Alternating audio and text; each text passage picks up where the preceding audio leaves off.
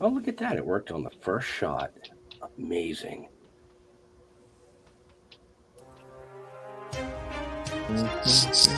The Dorkening and all affiliated shows are not intended for anyone under the age of 18.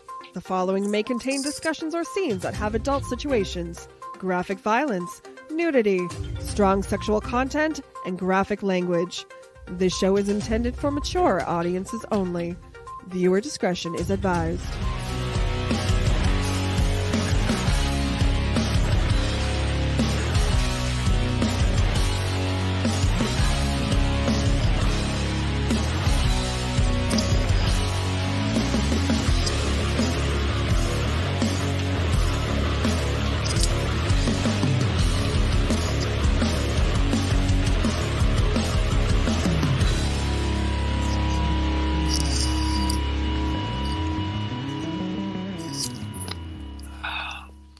Rise and shine, my sinners. When Father Evil starts his day, he gets a little deadly. Deadly Grounds coffee has the richest, smoothest flavor you'll find anywhere. It's sinfully delicious. Once you go deadly, you never go back. Order yours at getdeadly.com. Coffee's so good, it's scary.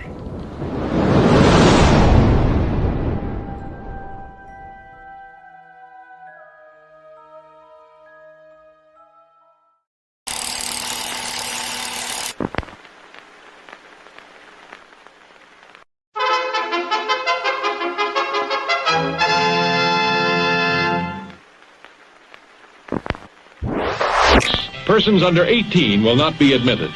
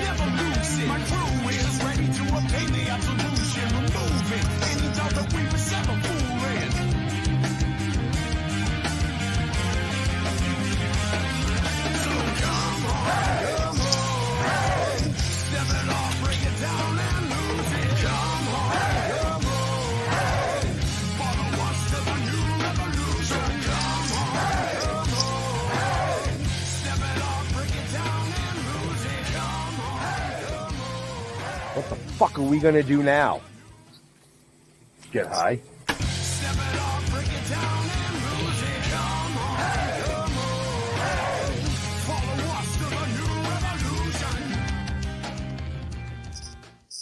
What's happening, everybody? You know what time it is. Time for another killer episode of Still Toking with. Yeah, you know who I am. But, Jar Jar is actually out for the month, so Jeff and I decided we were going to bring back past guests as special co-hosts. So our first special co-host of the month is none other than the amazing, extremely talented Sandy Netburn. Hi. How are you? Sweet, you call me extremely talented. I'm Will. How are you guys? I was just going to use extreme, but I don't know what to do with that. Is that a compliment? I'll take it as a compliment. yeah, yes, it was. Yes. Of course. Okay, So- thank you. That voice you hear in your head is none other than the one and only. Right now, I want to say, if Ben gets a little choppy tonight, it's because he's not where he's normally supposed to be. Yeah. You're like in Vermont in the middle of East Cuddy Bumfuck. I am literally at the base of Sugar Bush Mountain in Warren, Vermont right now, yes. Oh, so I wore the appropriate shirt, Bush. Well, yeah, oh, but wrong there's supposed to place. be there's supposed to be sugar above it. You know, sugar. I'm the Yeah, sugar. Sugar Bush. Okay. More like the salt. No. Oh, well, you know, it depends on how you look at it.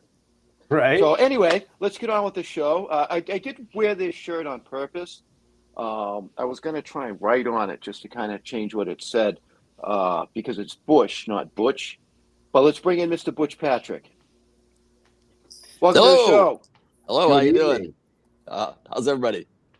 We're doing great. We're well. Is audio okay? Everybody good? Yeah, Levels? you're good. Yeah, you're you're good, excellent. man. You know, it's funny Yeah. you're making mention of that Bush shirt. When I grew up with a deaf community. My next door neighbor was deaf. My best friend's brother was deaf, and he couldn't say Butch, and he called me Bush. Oh, okay. So, So in honor of Kim Randolph, I am Bush. He is Bush tonight. This is Butch right. Patrick. Yeah. So welcome And welcome to the I show. won't go any deeper into that. Thank Right. you. Oh my God. You know, we've been trying to get you on the show for I think 2 years now. Really? Yeah, Well, I was waiting for Sandy to be on the show. I figured that's what it was going to take. Actually, it's kind of funny because Yeah. you know, Jeff, myself, and we're very good friends with Mr. Diamond. Right. You know, and Bill was going to reach out to you numerous times, and then I think it was last summer where we met Sandy.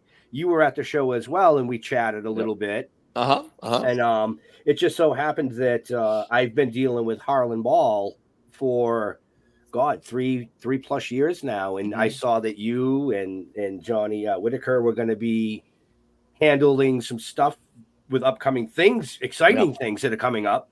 And I said, "Oh, Harlan, you got to get me Butch. You got to get me And Butch." poof. And there he is. Look And at there he that. is. But we put John on first, though. Yeah, but he didn't show. I know, but he was scheduled first, so you know. Well, he did show sort of. Well, yeah, he got stuck at work. At Right. work, and then he called and he said, "Can I please reschedule?" And he came on and talked to us. But Yeah. so Butch beat him to the punch. All right. Well, Yeah. Lidsville was the third show. Sigmund was the fourth show. So it's apropos. Exactly. So speaking of Lidsville, let's get right into that. I mean, Lidsville is being released on the Sid and Marty Krofft channel on Cineverse for a whole new generation of kids. How do you feel about that? I'm great with it. In fact, it's amazing that Sid's doing so well, and I get a chance to see him as often as possible. He's out touring around. What I was very excited about a year and a half ago, I had this idea in my head for years about a Krofft Con. I always thought it would be great that the body of work that the Kroffts put together could handle a convention of its own. So what we did is I told a friend of mine up in the Bay Area with the Orinda Theater, Derek Zemrak, about the idea after we did a Munster Go Home screening. He goes, "What else you got?" I go, "I've been wanting to do a Krofft Con." And he goes, "We could do that here." And I was so excited because Marty, before he passed, made it up there. Sid and Marty hadn't been talking, so they got together, chatted. We had Caroline Ellis come in on a Zoom call from Portugal. Wow. We had all the Krofft characters. Myself was there, Michael Knight, Johnny Whitaker, Sharon Baird. Anyway, it was really a good thing, and it came off without a hitch. And it was amazing that how many people just loved the Krofft characters and the shows. Right. I mean, I remember growing up with a lot of them. Yeah. You know, I mean, I was born in 72, so all through the 70s, you know, when mom and dad wanted, mom and dad time, we got the TV. It was interesting. They actually really did so much work. I mean, they started with Pup and Stuff and the Bugaloos and Lidsville and Sigmund and so on, and Land of the Lost, of course. But they went on to Great do show. stuff even for nighttime. You know, they did the Brady's, they did the Oz, the Donnie and Marie show. But what I thought was their best was the DC Follies. They were very cutting, they were very cutting edge, and that's the type of stuff that Bill Diamond does. Those great puppets, and they were very edgy stuff, and they have like I said, a huge body of work. So I was very happy to have been part of it, even though it was summer of '71, and I wasn't at the time too crazy about being on Saturday morning television. But as it turned out, in hindsight, it was I was lucky that Sid persuaded me to do it. You had to be persuaded? I did. Wow. Okay. Yeah, Marty. Well, Marty called me a couple times on it, and I had just lost a movie deal that was going to put me into like Academy Award status. There were like a supporting actor. We had billboards in Hollywood, and unfortunately, the producer and his wife, Rhonda Fleming, had a horrible Hollywood divorce, and the movie got shelved, and it never went anywhere. So I went from having these expectations of going into movies, and then what was left over was an offer to do a Saturday morning kids show. And it was like, I'm a senior in high school. I'm not really too crazy about it. I didn't really need the work. I like to go surfing. But what happened was the Cowsills told me, you never turn down work in Hollywood. So I went back out for a third interview. And Sid this time took me for a ride in his Corvette, which I was impressed because I had a Corvette. We went up for lunch, and I decided to do it. And it was probably the best move I ever made because at that time, it was only 11 weeks work, but it paid me for 4 years. Wow. Weren't you persuaded by the fact that you thought you were going to meet Caroline Ellis? And didn't you say you were just on a Zoom call there? That worked out. That too. I had really long hair. So first thing they wanted to do was cut my hair off like halfway. So I said, I can live with that. But I was looking at the pictures of the Bugaloos, and I go, that girl over there, she's really cute. Is there any chance if I'm out here, I'll meet her? And he goes, oh, she's here all the time. Well, she was in England. He lied. So she never did. She never did show up, but he told me whatever I wanted to hear to make sure that I showed up at Paramount for Stage 8, and then afterwards, Caroline and I become friends, long distance friends via the connection with the Bugaloos in Lidsville. Yeah, but you're right about that, Sandy. Wow. Yeah, I wasn't. I wasn't aware that the Sid and Marty Krofft were involved in all of those television shows. Oh, and then there's a whole bunch more, too. There's like with Bruce Buzzy and Jim Neighbors, they had The Lost Saucer, and Chuck McCann, they had Space Nuts. I mean, they had just a whole bunch of stuff going on. I mean, when I was a kid, I just liked watching them. I didn't give a shit who made the things. Yeah, it was very entertaining. They owned Saturday morning television. I mean, there were cartoons, and then there was like, Sherry Lewis and Captain Kangaroo, but the live fantasy stuff, they owned that. Yeah, right. Yeah. Yep. Were they also part of, was it Puff? Puff and Stuff. Puff the Magic Dragon. Who did that? Oh, no. That was somebody else. Okay. No, all right. No, they didn't. But they even had a theme park briefly in Atlanta, which is now the CNN Center. They literally were huge, literally huge. Wow.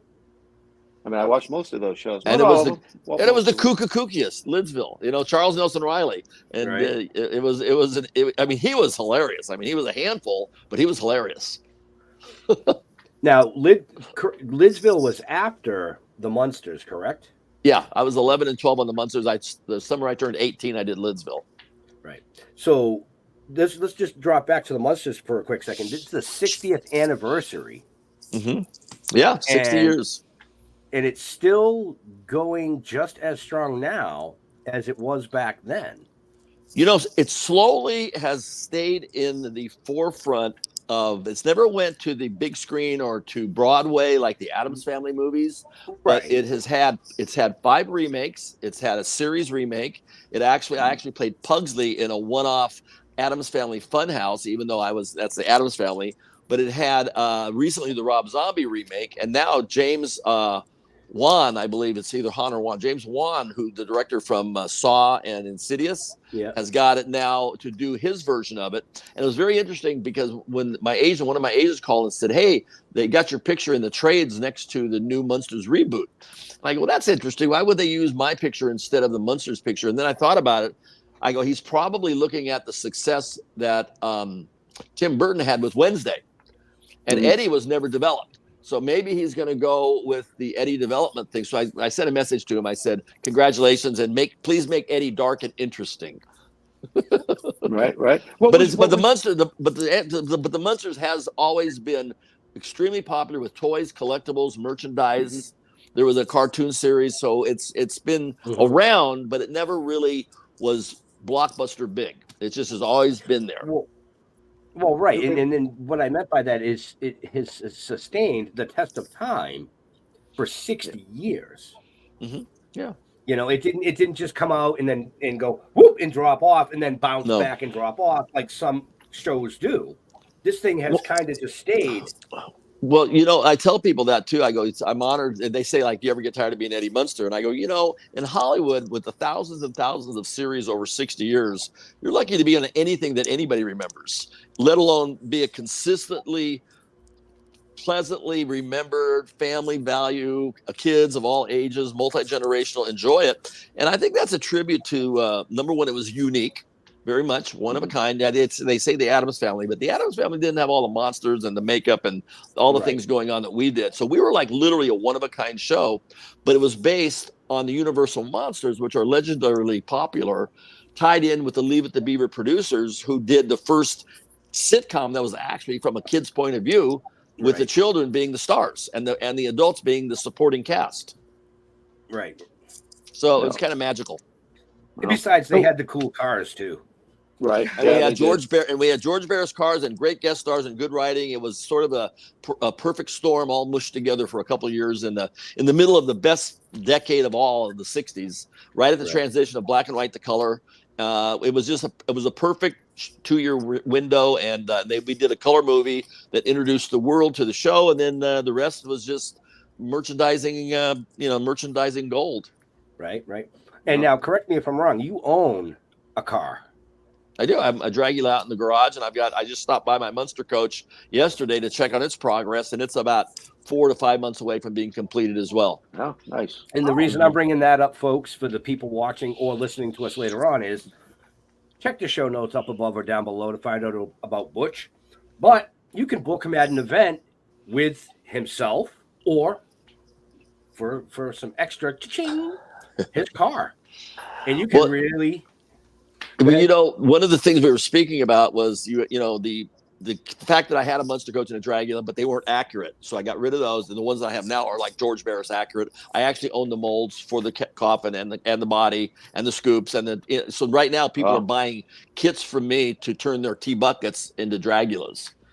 So that's kind of cool. And I'm a kind of a gearhead. I'm a member of a cool car club in New Jersey called Dead Man's Curve. And they've got, their own vehicles, but they've also got, one of our members has got 26 screen used classic cars. He's got like every Batmobile, and he's got the Ghostbusters, and he's got, you name it, he's got it. But the fact that we have, he's got the original Dragula, but the Munster cars are synonymous, and it has allowed me to do what I like to do, which is drive around the country, and hence the upcoming, we'll talk about the drive-in movie angle that works well because I do have the cars. Right. And that's kind of where I was leading. I was leading into the Drive-In Association. Is that what it was? The Drive-In Owners Association of America. Yeah, we used to have 4,000 drive-ins in the heyday. And for me, I literally grew up in the 50s, and I remember going to the drive-ins when they were in their heyday through the 60s into the 70s, and then they started getting sold off because the land for these drive-ins became so popular as cities grew into the drive-ins. The people, you couldn't afford the taxes to keep the drive-in open because it didn't make that kind of revenue. Right. But back in the old days when you had, land was cheap and you could do that. So there's only 400 left out of the 4,000 original drive-ins. And some of them are doing well, but a lot of them are very mom and pop owned. A lot of veterans, a lot of old hippies own them. And I love working with them directly to show them how to market the midweek when they're normally not open. Right. Now, I think there's only a couple of them here in Mass, isn't there? I know there's one in Mendon. I believe there's one in Wellfleet. Is there one in Wellfleet? I used to go to drive-ins all the time. One in Mendon, and I believe there's one right over the Rhode Island border. Well, it is literally anybody my age. I'm 71. It was literally a rites of passage. A lot of stuff happened in drive-ins. Once you became 16, you didn't have an apartment, but you had your car. And your car was your freedom, and it was your house, and it got you to the beach, it got you to the drive-ins, it got you down to cruise the streets like American Graffiti. I mean, literally, the drive-ins were the place you could go, and it was just such a great time that I try to get people to come out. And what we're doing now is to get younger people who maybe have never been there. I got to figure out, how do you get them out there? So we're going to start doing a 10-minute feature. We're going to create a monster, a slasher type killer that comes to every drive-in I'm at, and we get the local filmmakers to do a 10-minute scary movie, and then we offer the people in the town to come out. If you ever thought about being in the movie, come out. We're filming tonight, die in at the drive-in, and come out and visit. One thing leads to another, and they can do their super scary selfie on the big screen behind them. So that's what kids like. They like selfies and they like horror. So we're going to allow them a chance to maybe be in a movie to get them out to the drive-in. Then hopefully once they're there they'll appreciate what's there. Yeah, that's actually a cool idea. Yeah, I like Thanks. That. Yeah, it's a very cool idea. Yeah, I'm making up 13 weekends, a summer series, 13 double features. I've already got the movies, and I'm packing at the end, and I'm going to try to get to as many of them as possible. But the ones that I don't get to will, add stuff between the features up on the screen, and I'll help them with marketing and, do radio and TV and press the best I can. But I hope to visit at least 3 a week through the summer, so that'll be 36 through probably Indiana, Ohio, Pennsylvania, maybe Michigan, maybe Wisconsin. Wow. That's a lot of traveling. Well, that's what I do. True that. Wow. True. I'd like to see the drive-ins come back. It was always a cool time. Yeah. Back then, us kids, like you said, 16, 17 years old, we had the big bench seats in these big cars too. Of course. Yeah, it was. In fact, one of the things about the killer thing is, we'll have the guy kill somebody in the trunk because we used to sneak in, and then we'll have somebody get killed at the snack bar, stick them in the pizza oven, and then we'll have all these things. In the old days, remember you had the hangers on the window? They didn't have the FM radio thing. Yeah, the big funky metal thing. And you'd forget you'd had it in the window, and you'd drive away and rip your window out.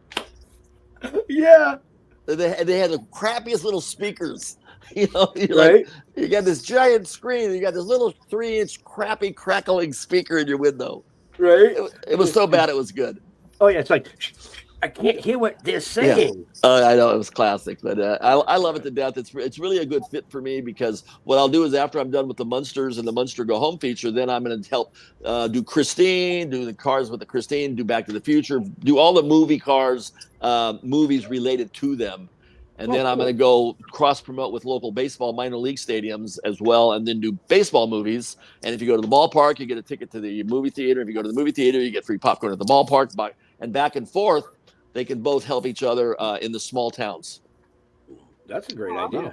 Yeah, it allows me to do a lot of marketing ideas that I've had in the back of my mind for a long time. Wow. Well, that's folks, pretty cool. He's not just a pretty face.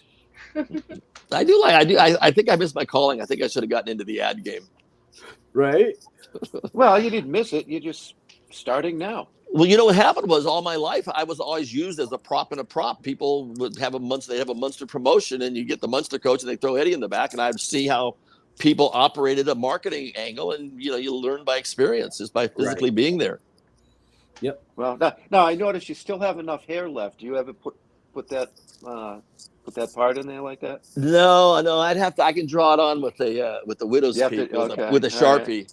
With the Sharpie, and I do have 4 Woof Woof dolls in the other room, though. You take a Sharpie to your forehead regularly? Not regularly. I could. The only time I've actually put on my Eddie outfit was 20 years ago with Evel Knievel and Jimmy Walker for a Little Caesars commercial we did for pizza, and I really didn't want to do it, but it was a really big check. I sold out. I figured if Evel Knievel was, if he was doing his motorcycle and he's got his leathers on, and Jimmy Walker's dressed up like JJ, well, the least I can do is follow suit. Well, I'll give you a little tip. If you have to do it again, use body paint, not a permanent marker. You don't use a Sharpie. Actually, what you do is that's just for the quickies. If you're going to do it, you actually get the hairpiece and redo it properly. Do it properly. I'm sure a hairpiece that would be easy to make, or you probably have one, don't you? No, I don't have one, but that would be easy to make. It's not too bad. See, I think you should get one for when you sit in the car. Do what? You could get one so when you're sitting in the car, just make it silver. Yeah, well, what I do now is I figure Eddie has a receding hairline, and this is it. Oh, there you go. Make the V go the other way. Yeah, I tell everybody, where's your widow's peak? My receding hairline is now normal. I have a question. So jump in there, Sandy. Remember before when you were talking about how the possible development of that Eddie series, and you said you wanted Eddie to be like dark and spooky. Are there any like character developments that you would like to particularly see with that character? Well, when they did Mockingbird Lane, about 11, 12 years ago, that was Brian Singer and Brian Fuller did that with the Jerry O'Connell and Portia de Rossi. That kid Eddie had turned into a werewolf once a month, and I was really bummed out that thing didn't see the light of day, because I was going to be a reoccurring regular on it, and I was going to be like the Boy Scout, I guess the leader who would bring him back to the house every month after the full moon and return him back home, sort of like he's doing it again. But as far as Eddie's character, it's an open book. I mean, what could he do? What would he be doing? Would he be in a biker gang? Would he be doing horror genre movies? I mean, that's why I said make him dark and interesting, but it's literally an open slate because Eddie was a cool kid. I mean, he could have done anything. I mean, just because he grew up in the Munster household, he wasn't limited. But imagine in a real world where you've got Grandpa, you got access to Grandpa's magic and his dungeon, and then you got the wisdom of Herman and all the stuff that the family tree, so to speak. You could do anything with him, and anything would be cool. You could let him loose on the world. He could be almost anything. And that's the interesting part about it. He's a clean slate. He could do anything. Right. Absolutely. So the Munsters wasn't your first role. You actually started acting when you were 7 years old. Yeah. How did you get into acting at 7 years old? Everything along my career was accidental. Nothing was planned. 7 years old, my little sister went up for a photo shoot to do some print modeling. I went along for the ride with my mom. I'm 7, so no babysitter. When he was done, the gentleman's name was Amos Carr, and Amos Carr was the go-to kid photographer in Hollywood. Anybody who was anybody had a photo done by Amos Carr. So when he was done with Michelle, he took a picture of me because he thought I had a cool look, and he put it in the window of his studio on Hollywood Boulevard. And about a month later, a director and a producer happened to be in the area. They spotted the picture. They were casting a movie with Eddie Albert and Jane Wyatt and Brenda Lee, and they still needed the youngest son. And they liked my look. They tracked me down. I went up for an interview, and I never had acted, and they hired me. And I went to work for 6 weeks. Mary Grady at that time, who became a very powerhouse child agent in the Hollywood, was just starting off the first child agency, exclusive children agency. And I was her first. Johnny Whitaker was there after me, but I was like her first paying client, except for her son, Don Grady, who was Robbie on My Three Sons. So I became friends with Mary. I actually lived at her house a couple times when my mom and dad were on the East Coast during work. And that's how it started. And then by this end of the 6 weeks, I'd already gotten a Kellogg's Cornflakes commercial and a Mr. Ed and a couple other shows. I was just going to bring that up. I stumbled into it, and I just sort of worked occasionally. I never really, my mom would ask me, you want to go on an interview? And if I had something else to do, I would say, nah, I'm going to play baseball or football or ride my mini bike. And then the Munsters came along, and that was accidental as well. They had already hired another kid, and the network said, we want to change the mom out. We want to change the kid, but we're going to go forward with it. And then I was living in Illinois, and Mary Grady caught wind of that right after I did the Year of the Real McCoys. And they flew me out from the airport. My mom had buried a baseball player. He was traded to the Washington Senators from the Angels. So nobody was living in the house on the West Coast. So when I went out there and got the part, I went straight to the studio for a screen test. I didn't have anybody to live with. So I moved in with my uncle, and we hired a woman to take me to work for 2 years. Wow. That was accidental. I mean, it was just like fate, because originally they wanted Bill Mooney, but Bill Mooney didn't want to do it for personal reasons or whatever. They hired Happy Durman, and then the networks didn't like Happy, and I wound up being, somehow I wound up in the right place at the right time again. Right. Wow. They played it well. It worked out good. But Bill got lost in space. I got the Munsters, and it all worked out well for everybody. Right. So you brought up. I couldn't see if those two roles would have been reversed. How those shows would have been. Right. Yeah. It's interesting. Yeah. Another thing that I was going to go back to was the music angle too. Is when you said, "What would Eddie be doing?" I actually had a Eddie and the Munsters band in the early '80s, and I submitted that to Universal for an idea. What would Eddie? The family went back to the old country. He's left in the Munster mansion, and to pay the bills, Grandpa left him 3 creatures that they learned to play music, and that's how Eddie and the Munsters came to be, which would have kind of given some credence to what would Eddie be doing. He could be in music easily, with the heavy metal look type of stuff, and you never know, Billy Idol thing or Alice Cooper type stuff. Oh my God, yes. Yes, like who? That's brilliant. Yeah, so that was actually I thought that was a pretty good idea, but it never got traction. But I did get a chance to play rock star for 6 months. Fun. And I also did that after Lidsville. I did Metro Media Records. They got rid of Bobby Sherman, and they were looking for a David Cassidy type, bubblegum star from the Lidsville thing. That was really a lot of fun for 9 months, and I recommend it highly to anybody to get a chance to go spend a ton of money of Metro Media Record money on their dime. I didn't do it; it was their A&R man that was doing the bill. But we toured around the country for about 6 months and had a great time. Didn't sell any records, but had a good time. Right. What's Right. the Well, touring experience like? I told them I couldn't sing up front. I never lied to them. I said I can't sing. So I was the original Munster Manili. Munster Manili. Wow. I was lip singing my little heart out on American Bandstand. That's crazy. great. Wow. Now, what was your take on Rob Zombie's Munster movie? I enjoyed it immensely. I love the idea that he told the story of how Herman and Lily met. Mhm. I loved Danny Roebuck. I thought Sherry Moon did a fine job. I had no problem with her. I tell people, don't expect it to be the Munsters and don't expect it to be Devil's Rejects. You know, it's not a typical Rob Zombie vehicle and it's not a real Munster vehicle. It's a in-between version. And if you go in without any expectations of either side and just look at it for its own merit, I think you'll enjoy it. And the first time when I went in and saw it, and to do my voiceover work, and I saw the dailies on it, and I saw what he was doing, I immediately went, "Oh my God, it looks like a Tim Burton movie. It looks like Beetlejuice." You know, the colors and the texture, which is good to me. I thought that was great. I thought that was wonderful, and I thought how ironic it is that almost 60 years later, Tim Burton is doing Wednesday, and Rob Zombie was doing the Munsters. You know, like they both had reincarnations that simultaneously again. Yeah, it was pretty. I was a little taken back when I first saw it. I had to rewatch it because the first time I watched it, I thought it just kind of dragged out too much a little bit. Yeah. You know what I mean? Maybe it needed to be a two-part. There was just too much information for me to absorb because I wanted to see the Munsters. I didn't want to see the history behind it in the movie that he was making. Yeah. So I watched it the second time, and it was better. Okay, good. Well, I had no problem with it. I was happy to be part of it, and like it was a prequel. So if they should ever do a sequel, you know, there's always that open door policy. But I don't think that'll ever be the case. I think he was happy with it. The interesting thing about it was he did that whole movie in secrecy during the pandemic in Hungary. Mm-hmm.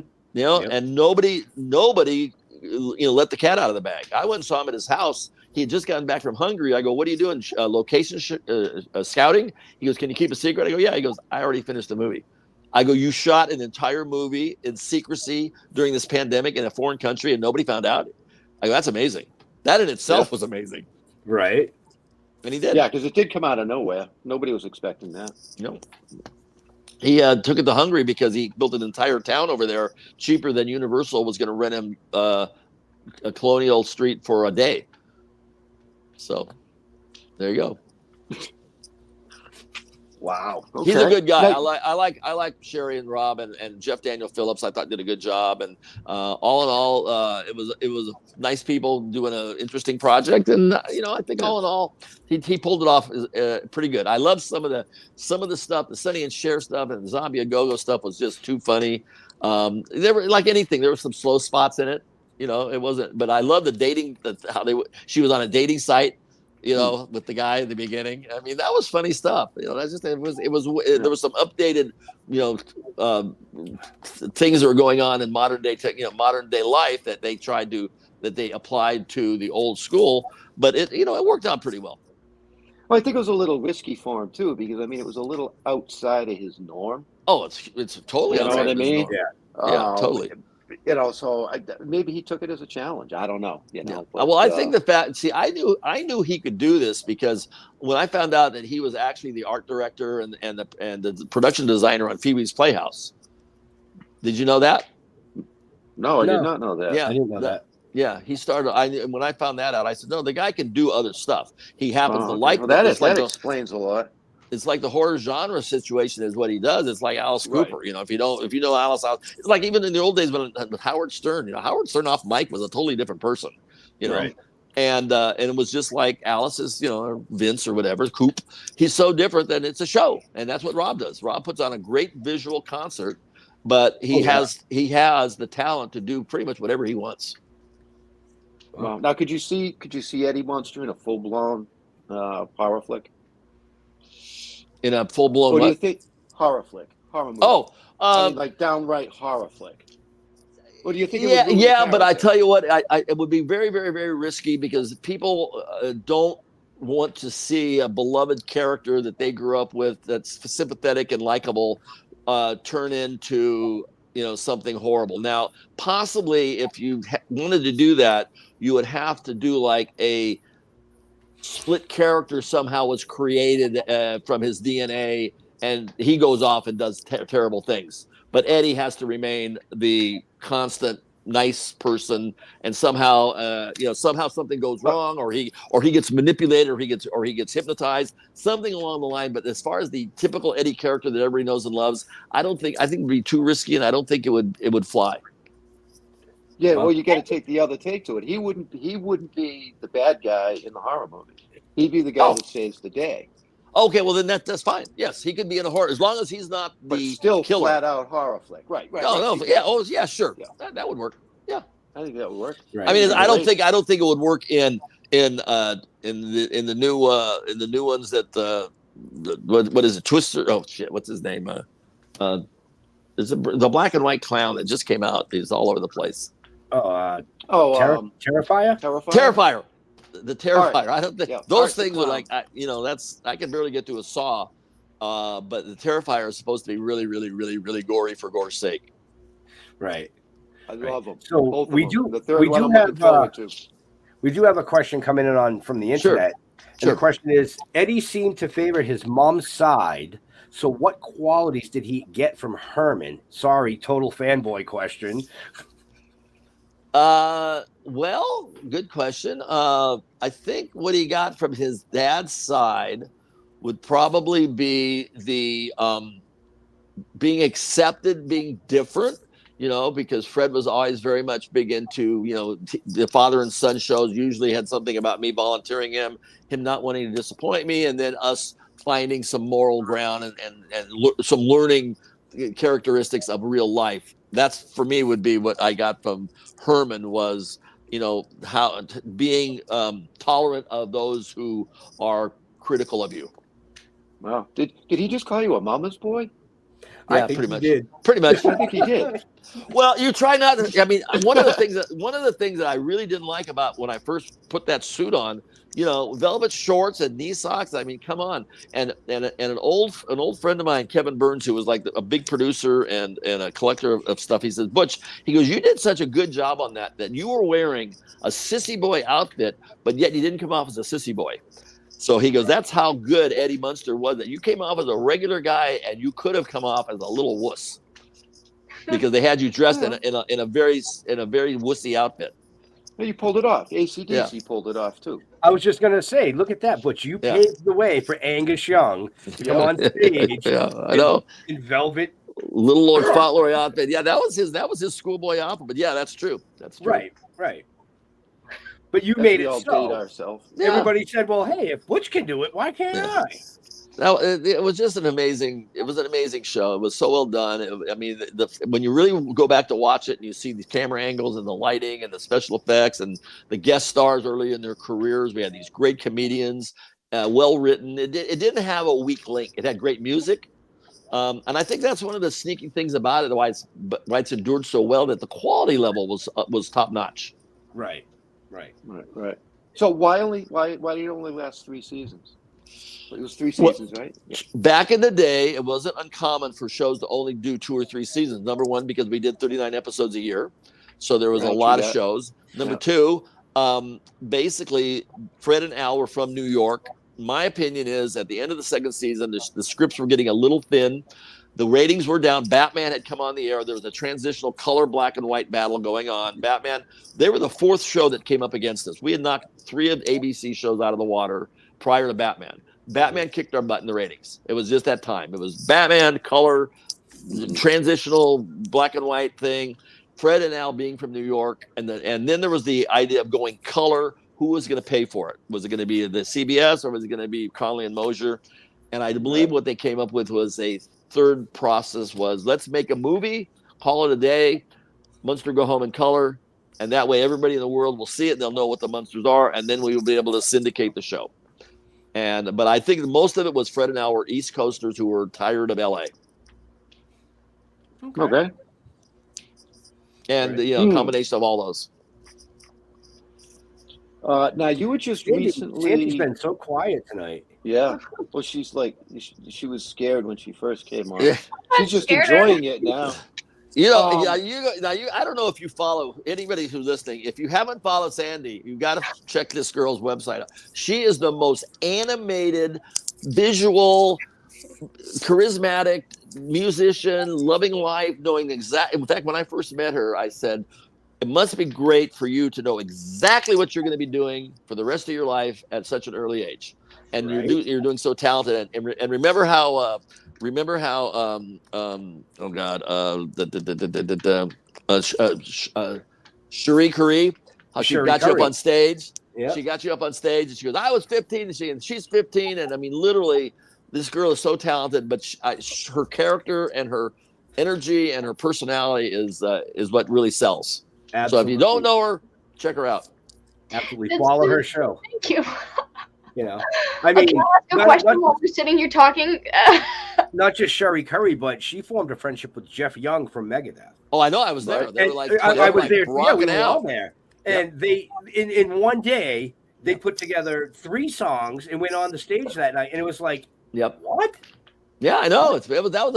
Gary Summers puts on a nice show, and he brings in good people, and that's half the fun of doing those is connecting people with talent to each other. And one thing good about musicians are very, very giving of their time and their talent with younger musicians coming up, and they love to see somebody else passing the torch and sharing, and you know, that's what they live for, is to help other musicians, and that's great. And you did very, very well, and you made some really good friends, and you know, I have no doubt that you're going to just be riding the wave. So, cowabunga. Well, I think that, you know, in today's world, that's something that's missing with a lot of young people is passion for something. Mm-hmm. Yeah. Maybe it's just because, you know, they just can't stay focused. You know what I mean? Well, you know, I used to do a thing of how to get into show business the right way. A woman in Cleveland had put together she was an actress and a casting director. And, you know, a lot of people that wanted to get in the business, unfortunately, would sign up for the Barbizon or some unscrupulous group that would take your money and then not deliver any goods. And, you know, they're like dream crushers. And when we would go do these screen tests, I would tell people, I go, look, you know, make sure you're doing it because you just like to act. You know, don't look at this as going to be, you know, the chances are you're not going to wind up in the movies. You're not going to do this. But as long as you're just happy acting, and all the things you'll learn towards that will be very helpful in your social interaction with whatever you do in life. The things that you learn about acting are very helpful, and the responsibilities and the preparation and, you know, being on time and this and this and this, all that stuff goes into play. But if you just want to be in the industry, then you might want to consider maybe all those credits that go down at the end of a movie. Those are things that people do for real life jobs. That may be something that you could do, and you still get a paycheck and you still get union benefits and you're still at the studio, but you're not in front of the camera.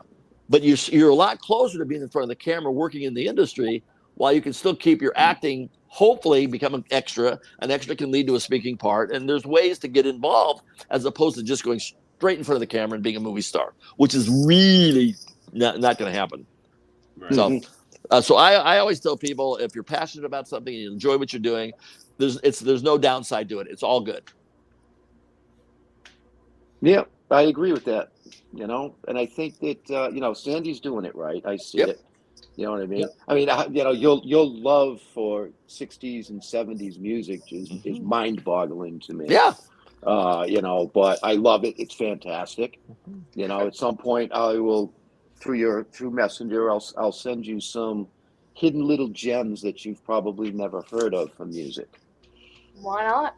That's one of the fun. I turned around a few ideas and a few facts of, you know, how young Stevie Winwood was when he joined Spencer Davis Group, and you know, Peter Frampton, you know, Humble Pie before he was big, and I mean, there's just so many great stories about the music back in the day that, you know, Rick Derringer and the McCoys. I mean, just all kinds of just good stuff. Yep. And I grew up through that. I was so lucky and so blessed to be, you know, born in '53, caught the tail end of, you know, of the rock and roll greaser stuff, and then '60s were the '60s, and, you know, obviously decade through decade, I've been very blessed.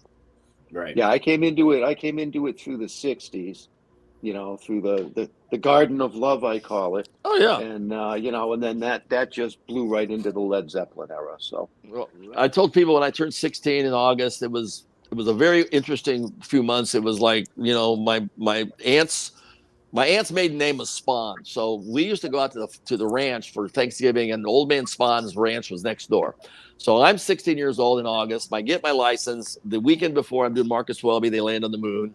My birthday comes around. A week later, Charlie Manson's killing people. My girlfriend lives at the top of Laurel Canyon. Everybody's freaking out. A month later, I go to Brazil for 3 months to do a movie that never was seen. And I came back, and then people with no teacher and no parent, 3 months in Brazil, 16 years old, all the money in the world. That's when I came back with some party issues.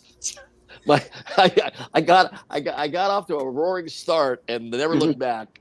But now, as the good news is, with a lot of people, I'm coming up on 14 years of sobriety, which is really good. Life is good. I thought I'd never have a good time. How will I ever live without knowing where the nearest liquor store and bar is? It's easy to do. It's not I shouldn't say easy. It's work, but it's worth it. And but yeah, you talk about growing up in the year of 1969. Every time I hear Bryan Adams, it's like that's the year. That is it. Right. And bad behavior. And I tell people, I go, back in the day, bad behavior was like accepted. I mean, nobody said it was like Woodstock in the Summer of Love. And I did the movie The Phantom Toll Booth with Chuck Jones up at Haight-Ashbury in San Francisco with the Grateful Dead standing on looking at us, filming. Go figure. So I have a question for you. Right. Yeah. In your opinion, what is the biggest difference between being a child actor in your day versus today? The money factor is, unfortunately, back in the day, it's almost like baseball. Back in the day, my dad was a pro ball player and I was on the Munsters. We both made about $30,000 a year. And we didn't make huge money. It was good money, but it wasn't huge money.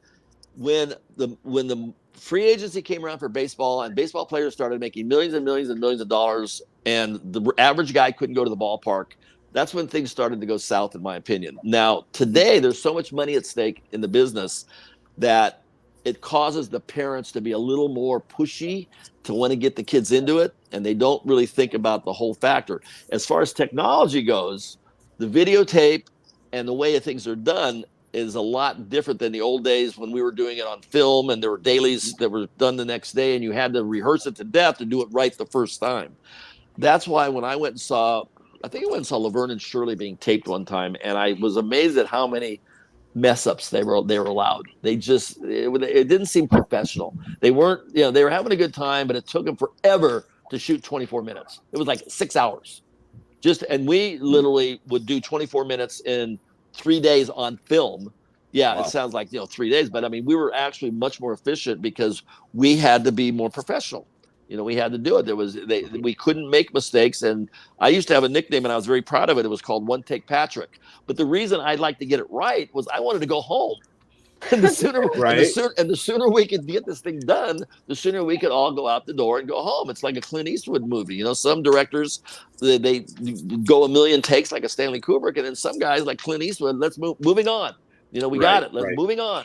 That's the attitude I have. As far as the business itself, it's a little, I never had any issues with any kind of weirdness in my career, being a kid in the movie business. Mm-hmm. I think it's a lot worse than it is now. I mean, I think now there are some issues and, the society in itself has become a kind of a dark place. So I think it would be a little scarier. I don't know if I would want my kid or anybody I know going into the industry. The industry itself is not bad. It's just, unfortunately, it kind of brings in some less than it can let some people be around that have less than your best interest at heart. Right. Because it can be money. It can be money, but it can be a little. It can be other things. It could be other things. We'll leave it at that. Yeah. We'll leave it at that. Okay. I was curious what your take was on that. Yeah. Well, see, and one of the things I explain to people too is like you don't understand is when the thing at home. When a kid actor has issues, a lot of times the issues aren't from the show. It's from the home life when one kid is getting all the attention and one of the parents has to take the kid to work and the other 3 kids or 4 kids that are home are feeling the pressure. It disrupts the home life. It creates problems that nobody ever thought about. They all thought, oh, you're going to be in a movie. Everything's going to be wonderful. when you go back home, it's not wonderful because you've disrupted the family unit, and you can cause a lot of issues and a lot of jealousy and a lot of factoring of the parents and the money and this and that. It can be problematic, not for everybody, but it can cause problems that they never think it through. Right. So we have another question coming in from the internet from Nem. Nem wants to know: did the adults on the set look out for you or like take you under their wing? That was first part of the question. Yes. The second part of the question is: was it lonely being the youngest actor on the set? Once in a while, it was fun to have a guest star kid to share the schoolroom because that was just me and the teacher. When I wasn't in school, no, I wasn't lonely because I was friends with all the grips and the makeup people, and there was everybody around. And I was very comfortable with older people. I was not. They used to call me a 39-year-old midget. They go, "There's no way this kid's 11 years old. He acts way wise beyond his years." Today, it would be a 39-year-old little person. So you got to be politically correct. But what happened what I enjoyed doing was exploring the studio when I had free time. The Universal lot had usually about 8 to 10 movies going on at any given time and a few other series. McHale's Navy, my uncle supplied horses to the Wagon Train, the Virginian, and Laredo. Or going to the lab where Mike Westmore was creating the headpieces for Herman and stuff, other monster movies and stuff. So there's always something going on. And to have carte blanche to wander around, do that. Now, as far as under their wing, Fred Gwynn taught me a lot about acting because we wound up doing a lot of father and son scenes. And he was a great actor, and the Eddie Herman dynamic, I think, was good. I think it was believable. In fact, a lot of people think one of the reasons the show did so well was it was a believable family unit. It was, you bought into him going to work, Lily maintaining the house, Grandpa getting into mischief in the dungeon, Marilyn in college, and Eddie going to school. A typical family. Yvonne, she didn't teach me a whole lot, but I respected her and watched her, and I learned a lot from her because she was the old school power movie star. She was from the golden era, and she had dropped into television, but she still carried herself like a movie star, and it was noticeable. It was absolutely noticeable. She was a strong woman. Al Lewis taught me a lot about real life. He was the vaudevillian, the circus guy, where Fred was Harvard in Hasty Pudding Club. They were a good comedy team, but they were totally opposites. And Al would toss the baseball with me. Fred didn't have time. Fred was like always in makeup, always doing something. But Al had some free time. Throw a frisbee, talk basketball. Let me be a grandkid to a grandson. It was like a real grandfather-grandson relationship. And as far as Pat Priest, I had a crush on the first Marilyn. She left.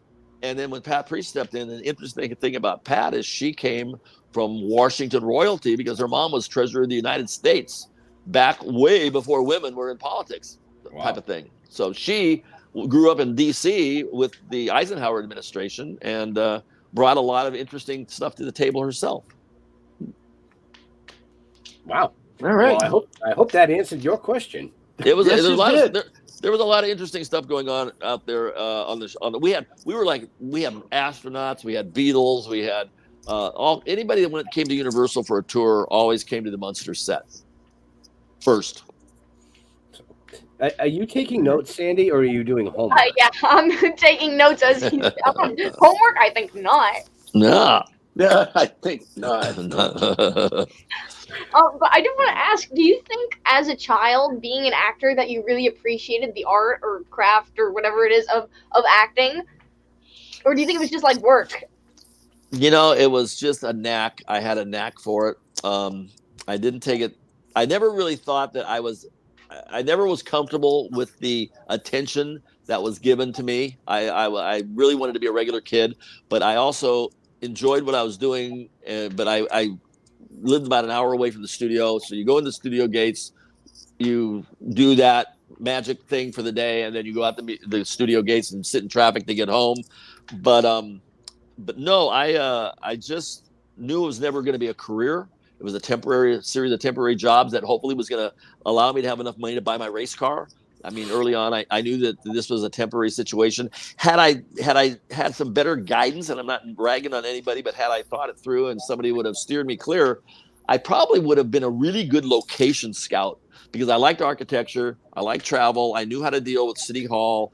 There's a certain thing, a way to read a script. It's not a typical it's not like a book or a novel. It's weird to look at and read and understand it, but going around and seeing what you don't have to build and what you can utilize, and not it keeps the budget down. That would have been a cool job for me because I enjoy driving, and what's feasible and what's not feasible. So in hindsight, that would have been a cool thing. But I try not to look back.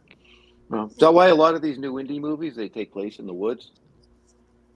Yeah. Because I mean, you don't have to deal with the towns. You don't have to No, deal well, with any of that bullshit, the right? trick is if you read the scene, you got to know what you have to have enough of a background in the business to know what that's going to require, and then you can see it on the street and you can say, okay, that would work. Now the trick is, can we get our trucks in? Do we have access? Can I talk to the mayor and the police? Can we shut down the street? And all the things that go along with it to make it feasible. So it's about 15% of 6 different categories that need to be done that you need to know about to see if that will work. And that would have done it for me because I had a background in the business. I could read the script and I knew what would fly and what wouldn't fly. Right. Good answer. Okay. Yeah. You need to do that job now. Would you do it? Now I'm too old.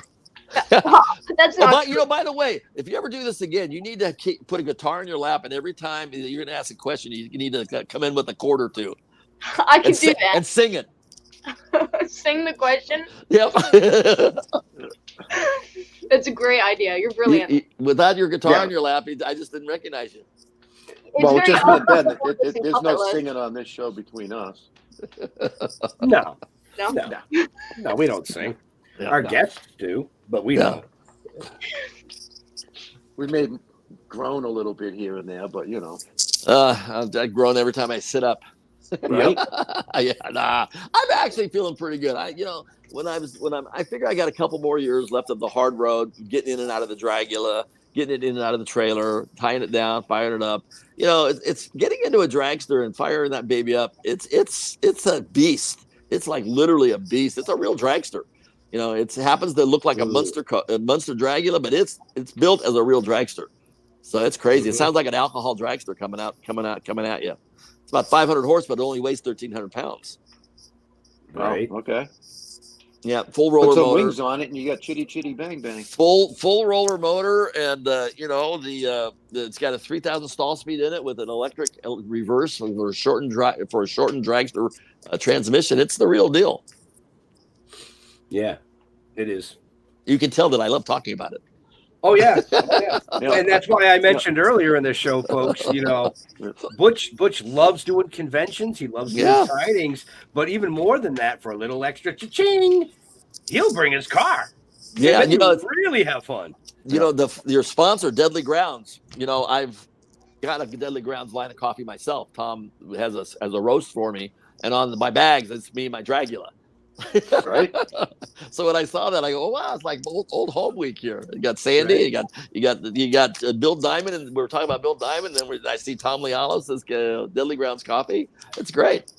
That's fine. The last time I saw the car was up here in Boxborough, and it was parked right next to the Monkey Mobile. Right. Yeah, it's probably which was just like it for me. That was the coolest thing to see.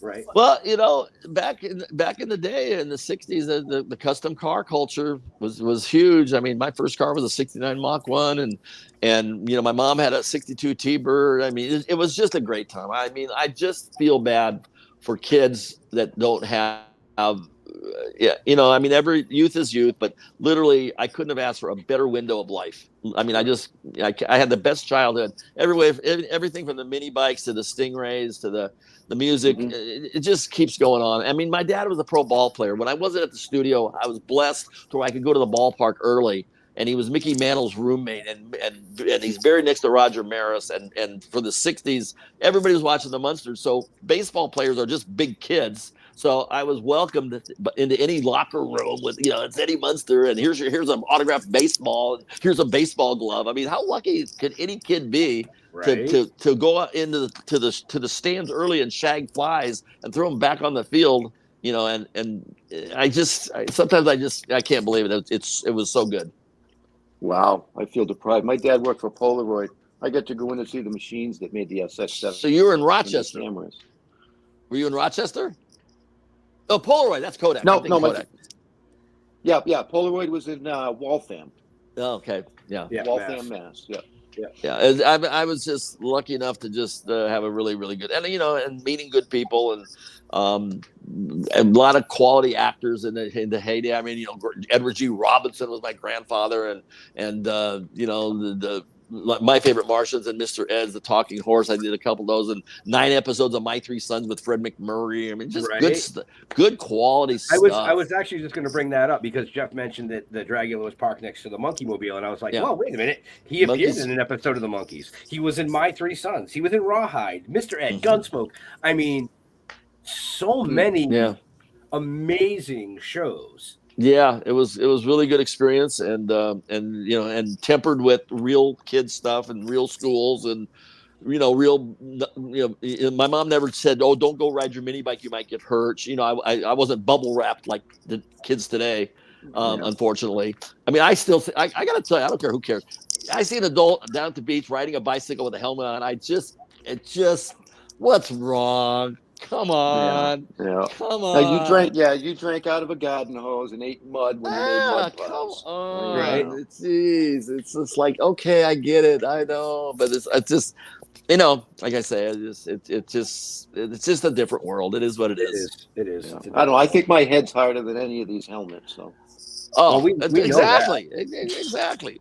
I mean, when we had skateboards back in the day, they had the hard wheels, and if you hit a rock, you stopped on a dime and you landed on your face, and it hurt.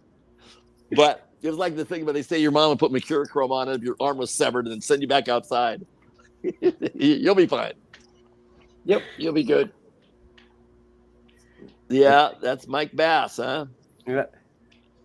I bet you were devastated when you found out the Beatles had been at Universal the day you weren't there. Yeah, I was. I was very upset, and I was mad because you would have thought that somebody would have one of two things, who could have either made arrangements for me. See, Bill Mooney and Angela Cartwright, they went to the Hollywood Bowl and met him and saw him at the Hollywood Bowl.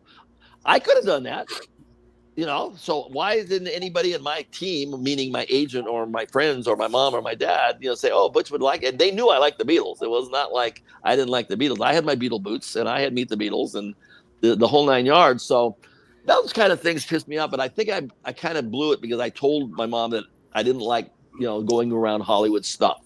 But you gotta know the Beatles are the Beatles, and this is something special. Right, but I mean, you talk about a great week, even though it wasn't the Beatles. Working with the Monkees for a week at that time when you're a 13-year-old kid in the 8th grade, that was pretty big.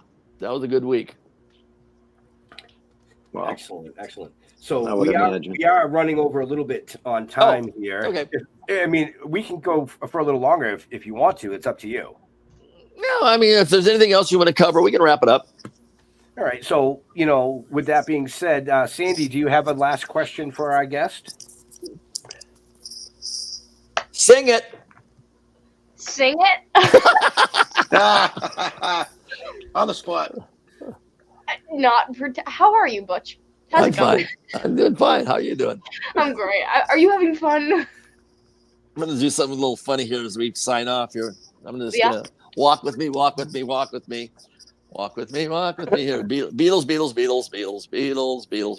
Oh, wild. Look at that. Beatles. But here, what's behind me? Oh, Bill Diamond. Yeah. See him? Oh, yeah. That's funny. Okay. That's about. That's great. That's funny. No problem. So, Jeff, any last questions for our guest? Yeah, I have my standard 2. Sometimes I mix them up, but I'm going to go with my standard 2. Okay. Number 1, are you a cat guy or a dog guy? Both, actually. But Okay, mostly, fantastic. I like having a dog more than a cat. But because I just travel so much, I haven't been able to have either. But my girlfriend's got 3 cats. But I like them both. We've always had cats and dogs. Okay. All right. So you go both ways. I go both ways. I like cats and dogs. Okay. Yeah. Question number 2. What do you put on your pizza? Pepperoni, black olives, and mushrooms. Yeah, okay. I'll do half of that. Okay. I'll do half. You can of learn that. a lot about a person based on what they eat on their pizza and whether they like cats or dogs. So Yeah, absolutely. That is true. That is true. Pets love me. I get along great with pets. Kids and pets. So, like I said at the beginning of the show, folks, make sure you check out the Sid and Marty Croft channel on Cineverse. They're Absolutely. re-releasing Lidsville for a new generation. You won't be disappointed. You know, again, the 60th anniversary of the Munsters, an amazing TV show that basically touched a lot of people and has sustained over 60 years. I mean, there's not many that can say that.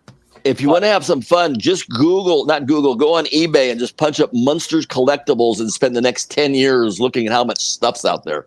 Right. And then buy it all, and Butch will be very happy. No, I make nothing off of that. that was a joke. That was a joke. Okay. But in all seriousness, Butch, where do you like interacting with your fans on the social medias? I'm pretty much a Facebook kind of guy. I'm going to do one more thing before we leave. That's hold on. fine. Walking. You have time. I know. Hold on. You'll get a kick out of this. You notice how I left him full screen for that. Right. Oh, there it is. There's Dracula. There it is. I got it. I was working on it, so I actually work on my stuff. Oh, and I got some new bicycles too. That's cool. Oh, nice. Yeah. So anyway, Facebook mostly. Although I do have a Instagram account. I'm not really much of a Facebook, social media person, but I do have Instagram. I do have Facebook, and I do have Twitter. I guess X, whatever it's called now. Right. Mm-hmm. Well, So, I know you're not much of a social media guy. I think I sent you a friend request like 17 times already. You know something? I'm really bad about that. And I'm sorry. I apologize to anybody that's been trying to reach me on that, but it's just so difficult. You guys are all the same. I had to corner Tony Moran just to accept mine. Yeah. Well, you had to corner Bill too, didn't you? Yeah. Yep.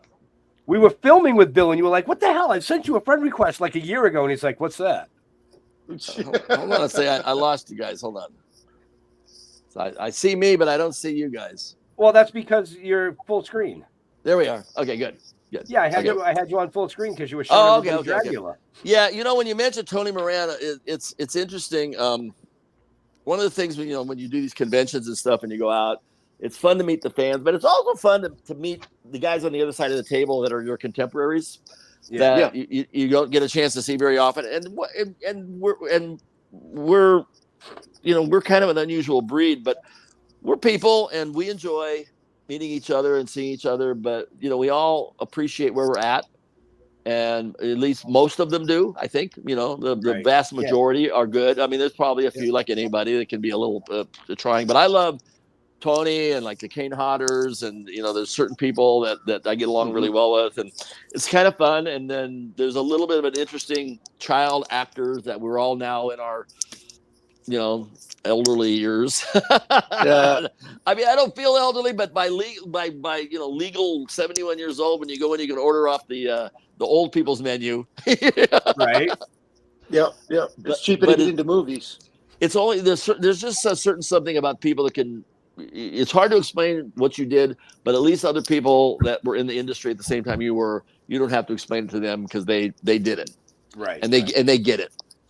Absolutely. And we appreciate it. And the Beaver and Timmy from Lassie and John Provost and stuff like that, and Larry Matthews. There's a cool clique going on with groups of people like that. That it's nice that and a lot of them are. I mean, there's a lot of people passing, but boy, there's a lot of people living really to be old. Mm-hmm. They stay busy. They don't retire.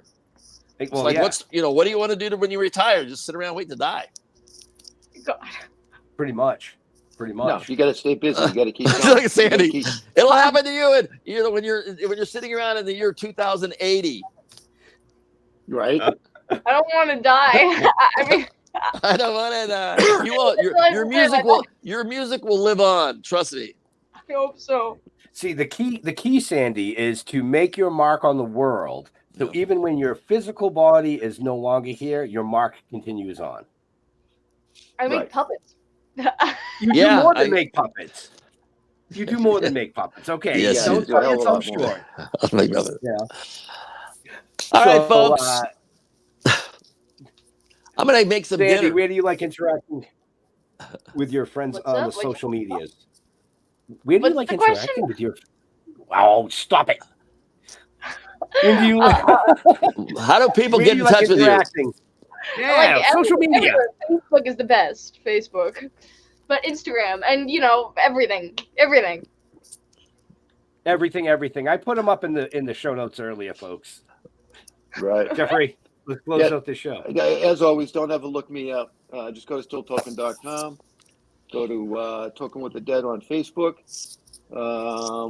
I'm just Jeff. I'm just part of this shit show, trying to have some fun and leave my mark. I want to thank Sandy for coming on, and I do want to say, make sure that you look her up. She is going to be doing some amazing things in the coming years. I just see it. I can recognize talent. I recognized I didn't have any a long time ago. And, and thank you, Butch. I do. How the hell did you come up with Butch? Nickname. My grandmother named me that the day I was born. You don't get to ask any more questions. My grandma named me Butch. I was named Patrick Alan Caples. Yes. My mom's name was Patricia. My dad's name was Alan. They went to a lot of trouble to figure that out. Patrick Alan Caples. My mom remarried to Lilley, and I was adopted by Dave Lilley, who was my sister's father as well. So we all became Lilleys. So, but Butch has always been a nickname, and to this day, I'm pretty sure I'm the only Butch in Screen Actors Guild. For some reason, the character name is in a lot of scripts, but nobody actually ever took the name to be an actor for some reason, other than me. Oh, a lot of sports guys, but no actors. There you go. Now you learned something else new, folks.